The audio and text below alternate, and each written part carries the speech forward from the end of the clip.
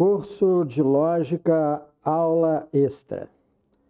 Aqui nessa aula nós vamos discutir filosofia pura, que eu coloquei no título, coisas que te escapam, mas que vão te despertar para você fazer as coisas da prática, ver até que ponto você está limitado e até que ponto você pode vencer essa limitação, ou se acostumar com o mundo que você vai mexer, né?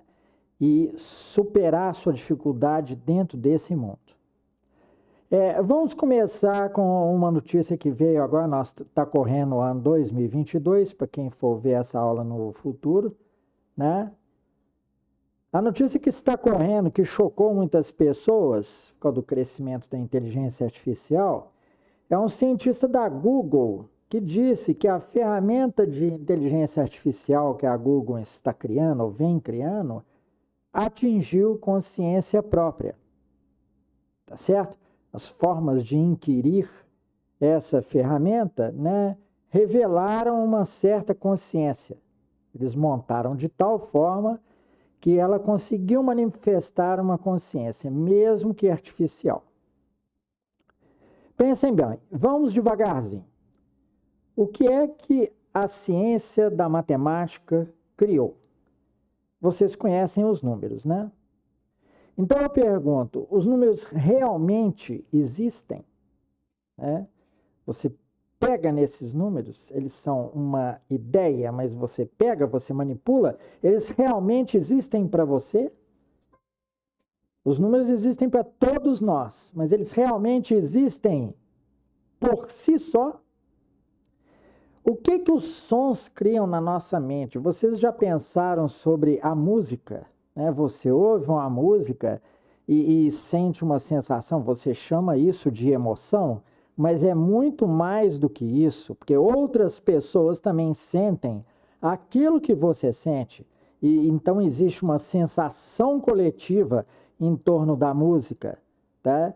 Várias pessoas ficam emocionadas, né, com um tipo de música, ou várias pessoas ficam desgostosas com esse mesmo tipo de música, né?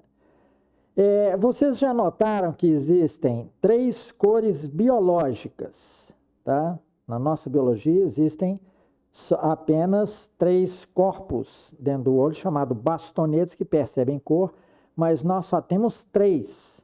Mas vocês já viram que nós podemos descrever várias cores? Né? Originalmente nós temos azul, né? Nós temos amarelo e nós temos vermelho. Mas nós podemos descrever o verde, aliás, o verde é uma das cores conhecidas por nós, que nós convencionamos, que tem mais tonalidades, né? Nós temos o marrom, nós temos o roxo, nós temos o lilás e tal. Percebam também, em outro campo agora, eu estou falando das coisas que o homem criou e que a gente não pega. O que a ciência do direito criou? Hein? Aí, as leis, né? As nossas manifestações emocionais não deveriam ser livres e nossos desejos satisfeitos integralmente? No entanto, o homem criou leis para limitar isso. Você não pode deixar suas emoções explodirem e nem satisfazer a todos os seus desejos. Senão esse mundo seria uma desordem.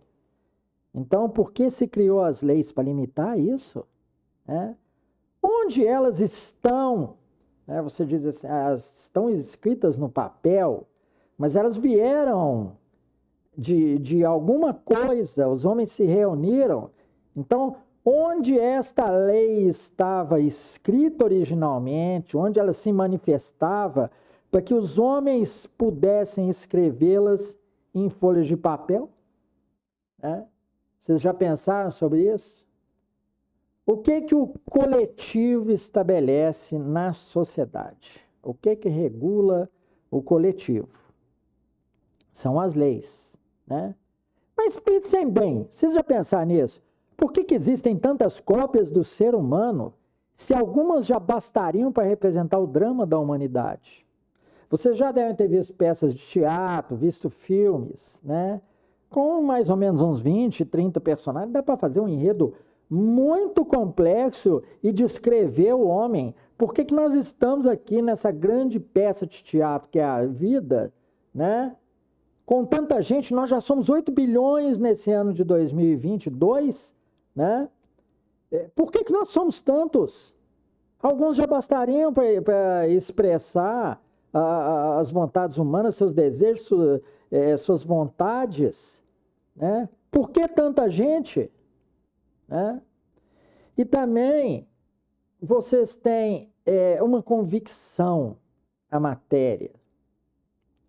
Vocês creem que tudo vem da matéria ou tudo veio do nada?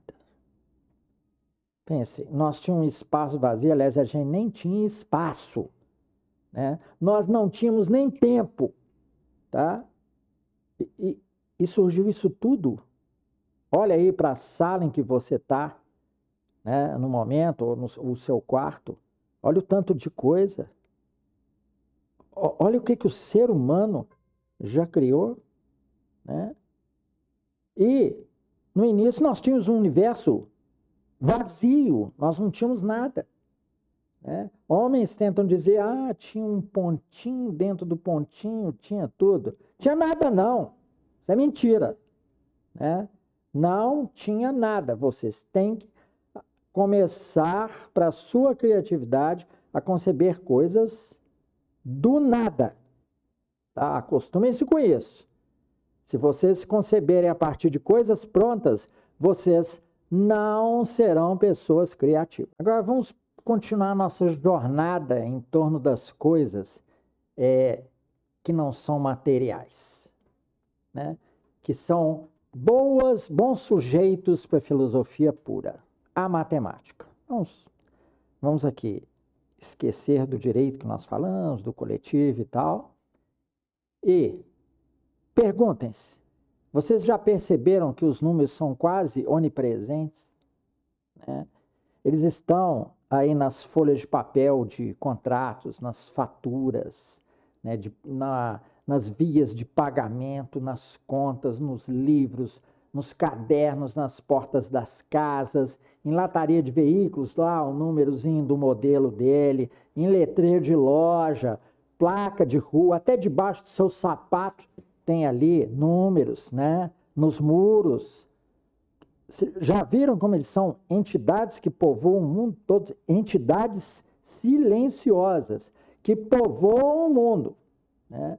Talvez nós tenhamos mais números no mundo do que habitantes. Talvez nós tenhamos mais números do que estrelas no céu, tá? Perguntem-se, são com perguntas absurdas que vocês percebem, né, em que terreno que vocês estão pisando, né? De que cor é o número 2? Né?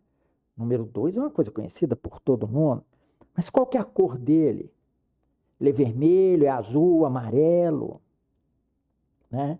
E se é uma coisa que existe, tá, você fala, existe o número 2, todo mundo conhece o número 2, por que ele não tem cor? Que é uma propriedade de quase tudo que você tem material, né? Ele é de quê? Ele é de plástico, ele é de metal, do que é feito o número 2, certo? Ele não é feito de nada, ele não tem cor, e vejam como é que ele é real, tá certo? Nós não teríamos ideia precisa de quantidades, não fossem os números. A gente só diria assim, tem muito e pouco, né? Aí, de repente, você compara duas quantidades, aquele que era pouco é muito mais do que o outro que está do lado, né? Então, nós teríamos uma ideia muito imprecisa das coisas, né?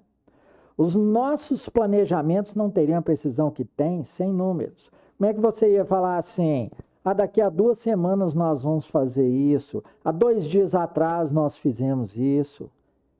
Como que seria a expressão de vocês, uma expressão precisa, né? Então vejam, os números, apesar de não existirem, não existem. Só existem teoricamente, conceitualmente. Eles são como o espírito comum. E as pessoas não se dão conta disso. Manipulam números o tempo inteiro, manipulam quantidades, dinheiro e tal, mas elas não pararam para pensar que os números são como espírito comum. Eles já fazem parte da nossa consciência quantitativa, uma consciência, uma convenção que nós usamos para medição, para quantificação, né? E é talvez a única capaz de promover a justiça. Vejam como é que é importante a quantificação. Tá certo? Ela é para promover justiça. Sabe quando as pessoas falam assim? Ah, nós temos que fazer tudo igualitário. Né? Igualitário é quantidade. Quando você vai dividir uma herança, é um dos maiores exemplos. Todo mundo gosta de uma herança. Né? Você tem que dividir em partes iguais para os herdeiros. Tá certo? Então, olha a necessidade do número. Olha como que é importante uma coisa que não existe, que é o número, para repartir uma coisa que existe, que são bens. Né? Mas depois vocês vão ver que eles são quase também tão impalpáveis quanto os números. Nós vamos ver. Nós tornamos os números entidades eternas ao inventar a matemática. Agora, sobre essa realidade, que nem existe, a realidade numérica, tem o dinheiro. É um segundo nível de realidade artificialmente construída em torno dos números.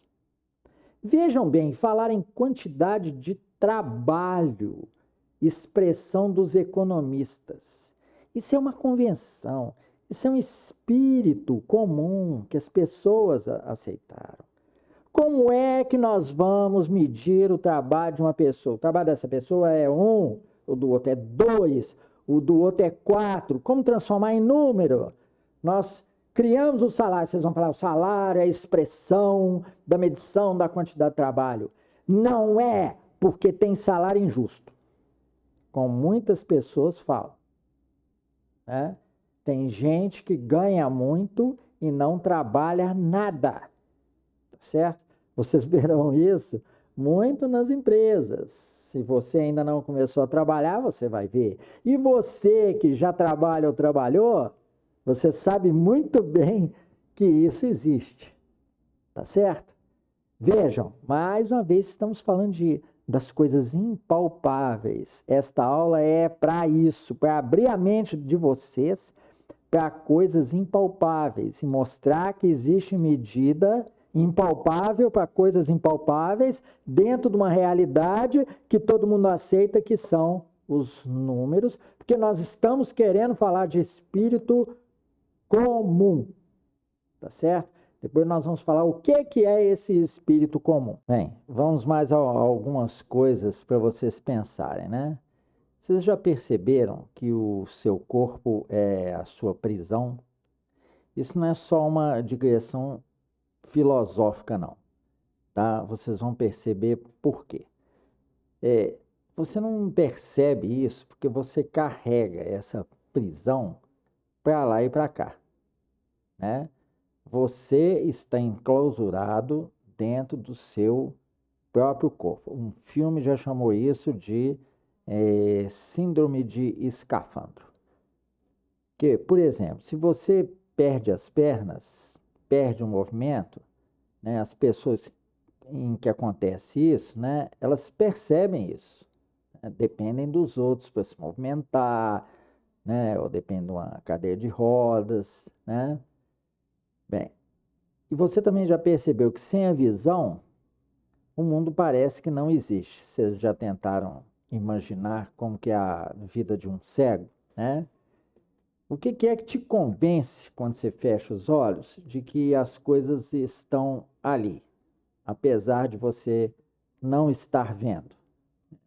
Até a mecânica quântica vem discutindo isso, né, em relação à fenomenologia, né, o problema do gato dentro da caixa. A realidade que a gente percebe é só uma fração do que realmente está fora dos nossos corpos, né? Você, por exemplo, não enxerga frequência de raio-x, você não enxerga ultravioleta, você não enxerga o infravermelho, tá? No caso dos pássaros, por exemplo, né?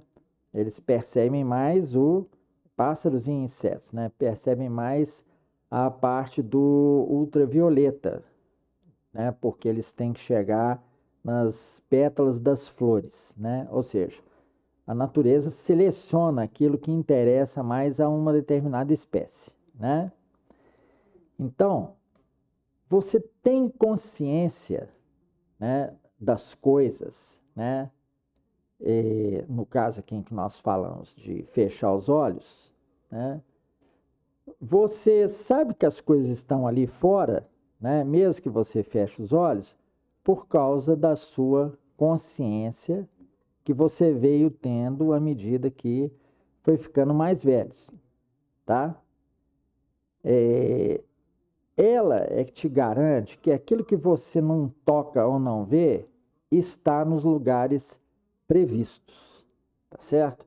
Então nós estamos atingindo um plano um pouquinho mais elevado do que o mundo material, do que o mundo teórico, tá?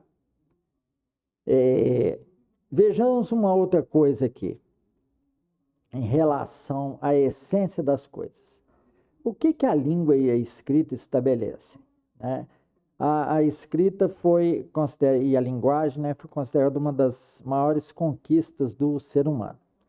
Quando você lê a frase "a chuva caiu", né, você tem o seguinte: a forma. A pessoa só olha as curvas das letras, olha as letras, nem importa com o significado. Só vê ali símbolos, né, que descrevem alguma coisa. Aí depois você junta as letras, né, você sabe que entre os espaços tem palavras. Aí você até pronuncia, né? A chuva caiu. Igual uma criança faria, né? Juntando foneticamente as sílabas, né? Mas aí você parte para o terceiro nível, o mais significativo, né? O significado da frase. A chuva caiu. Ou seja, você sabe que a chuva é um fenômeno que as nuvens, né, ocorre uma condensação da umidade e ela se precipita, né, por causa da força da gravidade, e você diz, a chuva caiu. Tá certo? Então, isso é como se fosse os níveis da pessoa. A forma, as letras, é só um corpo. Identificar a junção das palavras seria a alma. E o significado seria a consciência ou o espírito.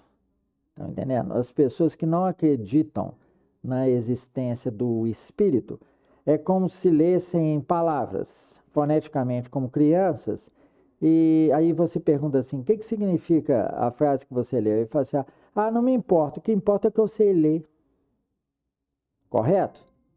Então, isso é uma coisa muito importante para a gente pensar, porque aqui nós estamos querendo, se vocês perceberam, é sair, propor coisas fora do mundo material. Correto? A filosofia pura pretende isso, ela é o único modo, né, com a consciência, ela é que revela o nível de consciência da pessoa. Nós pretendemos sair para esse nível mais alto, para a gente ter níveis de abstração que problemas, né, de lógica e de programação exigem, às vezes, a pessoa sair daquilo que é convencional, enxergar mais do que as coisas aparentemente estão mostrando, tá? Agora vamos mostrar uma outra faceta desse mundo que não é material, né? As representações gráficas de princípios lógicos. Olha só, as pessoas desenham em uma folha de papel uma bolinha, uma outra no final, colocam uma seta, fala assim, ó, aqui é o tempo. O durante, nós temos início, nós temos fim, né?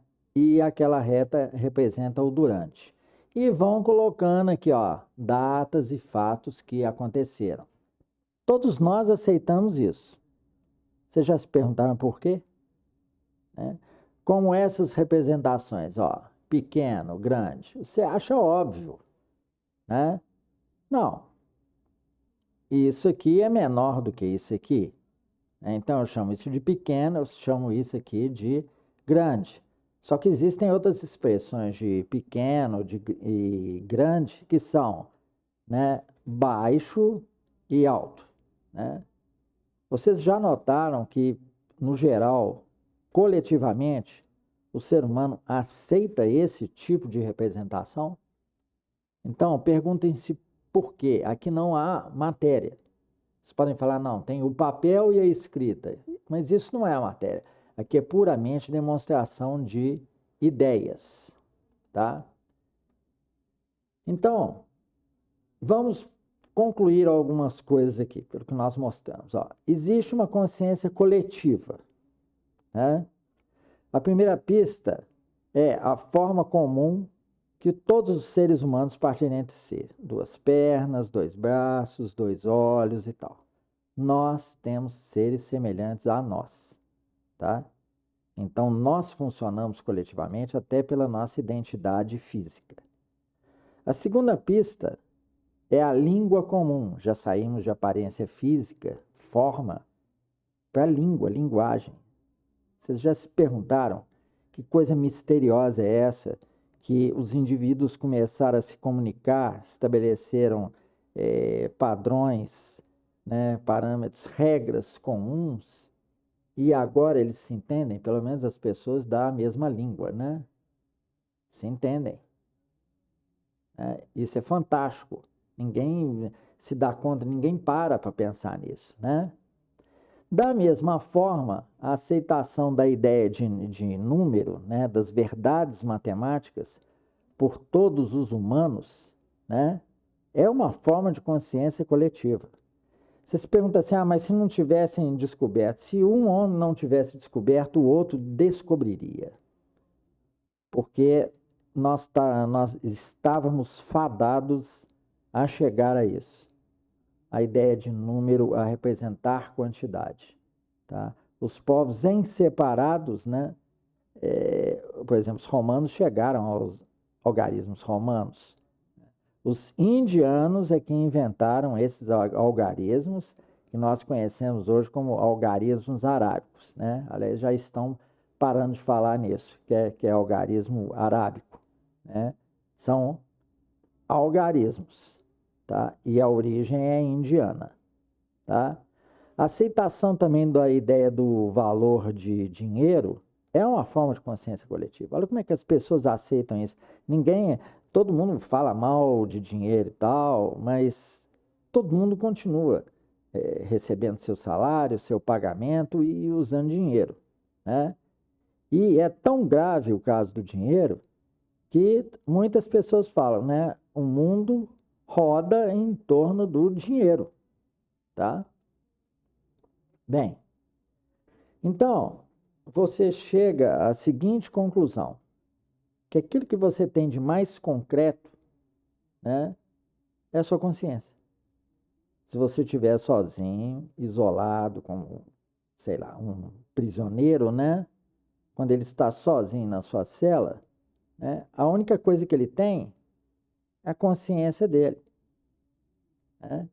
E isso é o que nós temos de mais concreto, né? A consciência das nossas convenções, do direito, das leis, da matemática. Vejam, tudo abstrato, tá? E chegando a um nível filosófico assim, quase poético, né? Essa consciência coletiva, né, é o espírito comum dos seus semelhantes. É aquilo que, se você estiver no deserto, é a única coisa que você tem. Aquela consciência que você é um ser humano, que você está ali sozinho, tá? Então, isso aí é o coroamento dessa aula puramente filosófica, para mostrar para vocês a nobreza do raciocínio, aonde ele chega, de onde ele parte, né? Ele parte de uma coisa que você não consegue descrever, que é a sua consciência, essa consciência de que você está vivo, né? A vida é muito mais misteriosa, ela é muito mais material do que os próprios bens materiais, que podem ser queimados, que podem sumir, se você for para um deserto, né? Ali não tem nada para você contemplar, ali o mais concreto é realmente a sua consciência, tá bom? Então esse é o final da nossa aula extra de filosofia pura.